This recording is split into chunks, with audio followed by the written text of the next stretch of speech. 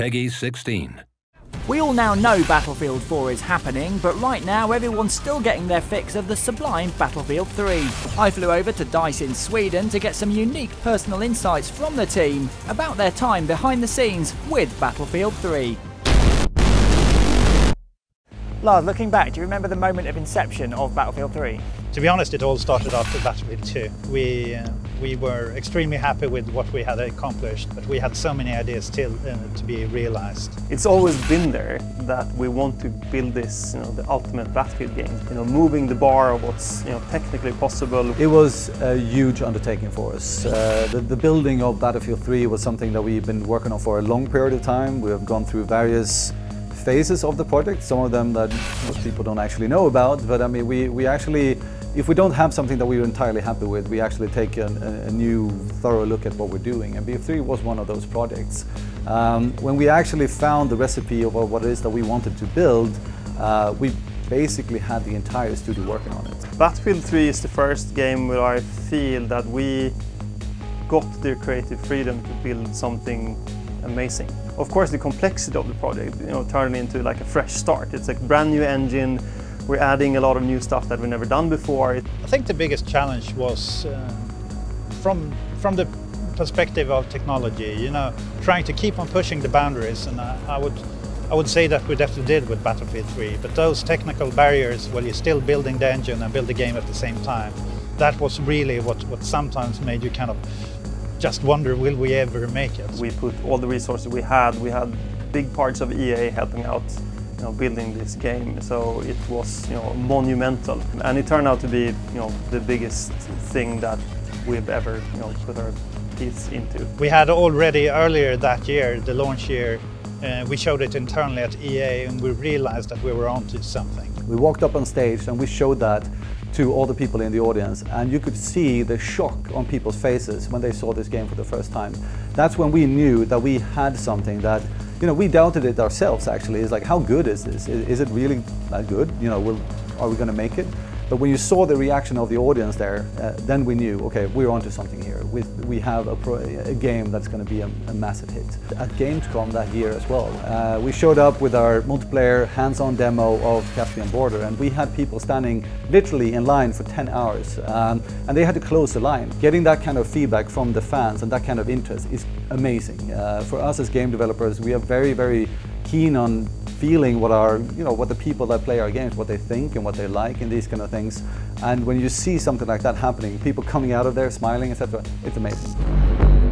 Objective achieved. Great job. Let's talk about the launch of Battlefield 3. How was that for you? We worked until the last day when we had to finally ship the game to the factory, which printed the discs. And it just came flushing over us like a tsunami. It was an amazing moment just to be able to see kind of everything we worked for so long coming together, and there it is on the shelf with other games. What was it like reading the reviews from the critics when the game came out? Horrible. Exciting and nerve-wracking. If they pick up on things that I know of, it feels better, that I wasn't 100% pleased with. But if they find new stuff, that worries me. Even if it's a very positive review, we immediately think that there's something wrong. They're missing something, or they're overly positive.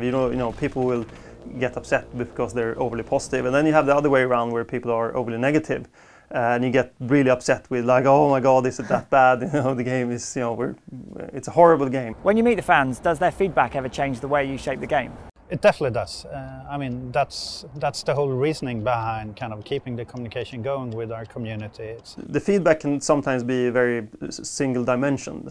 It's, you have to fix my problem, and then you have 10,000 people asking you to fix their specific problem, and they don't work together as a system.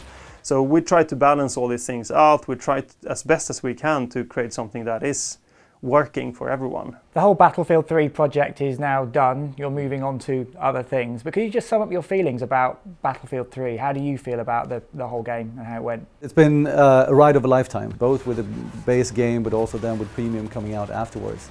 So I'm very, very proud of everything that we managed to do. Is there anything you look back on and think, could have done that a bit differently? There are millions of things we could have done differently, but looking at it from a big picture, I think we did from a high level the right calls. we did the right things. We've been trying our best to keep everyone happy. Of course, there are things that, okay, maybe that tweak on that gun post-launch, maybe we shouldn't have done that. Maybe we shouldn't have, looked more thoroughly at the data before we did it. I thought we had learned the lesson to not build an engine and build a game at the same time, so that definitely could have been handled better. But I think nowadays that we have Frostbite as a core technology within the company, that should be settled for the future. We have probably one of the best balanced games out there when it comes to a game with this complexity. I have a million things that I want to change and I want to fix in Battlefield as a whole, and we are fixing those, but not all of it can be fixed in Battlefield 3, but for the future definitely we're looking into the majority of these issues. And what does the future hold for DICE as a studio? Well, I mean, there's a lot of interesting things, and these kind of questions is always hard to answer because we can't talk about it, of course. We are, of course, working with Battlefield 4, and that's going to be an amazing title when we actually can start talking more about that, of course. But we have other things cooking here at DICE as well that you will see more of in the future.